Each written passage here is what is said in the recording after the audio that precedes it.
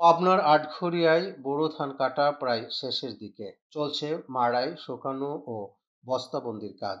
সরেজমিনে উপজেলার বিভিন্ন এলাকা ঘুরে দেখা যায় বিস্তীর্ণ মাঠ জুড়ে সবুজের মধ্যে সোনালী ধান। অনেকেই মাঠেই ধান শুকিয়ে নিচ্ছেন। কেউ কেউ আবার ধান সিদ্ধ ও খড় শুকাচ্ছেন। বাড়িতে বাড়িতে চলছে উৎসবের আমেজ। 10 থেকে 20 দিনের মধ্যে শেষ হবে কাটা ও মাড়াইয়ের কাজ।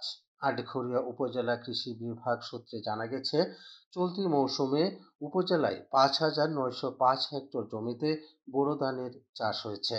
লক্ষ্যমাত্রার চেয়ে বেশ কিছু জমিতে বোরো ধান চাষ বেশি হয়েছে।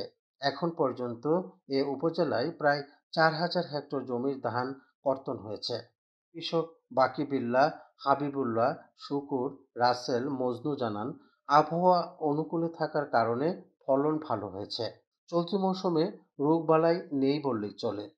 শুধু শেষের দিকে অত্যাধিক খরতাপের কারণে ধানের কিছুটা ক্ষতি হয়েছে। এছাড়া জমিতে পানি সেচ দিতে কষ্ট হয়েছে। উপজেলা কৃষি কর্মকর্তা সজীব আল মারুফ জানান, এবার ধান চাষের জন্য আবহাওয়া উপযোগী ছিল।